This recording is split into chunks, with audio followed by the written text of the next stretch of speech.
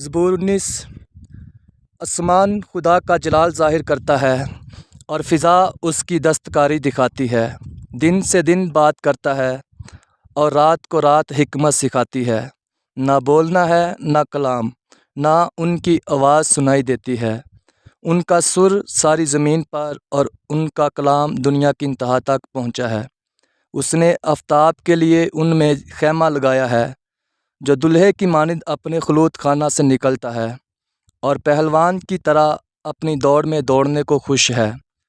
وہ آسمان کی انتہا سے نکلتا ہے اور اس کی گشت اس کے کناروں تک ہوتی ہے، اور اس کی حرارت سے کوئی چیز بے بہر نہیں۔ خداوند کی شریعت کامل ہے، وہ جان کو بحال کرتی ہے۔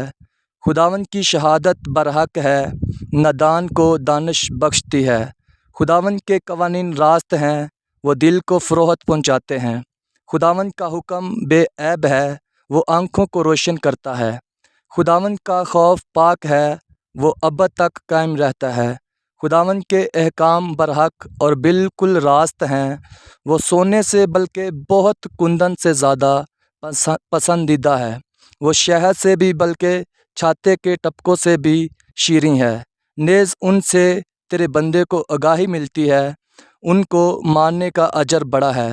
کون اپنی بھول چوک کو جان سکتا ہے؟ تو مجھے پوشیدہ عیبوں سے پاک کر، تو اپنے بندہ کو بے باکی کے گناہوں سے بھی باز رکھ۔ وہ مجھ پر غالب نہ آئیں، تو میں کامل ہوں گا اور بڑے گناہ سے بچا رہوں گا۔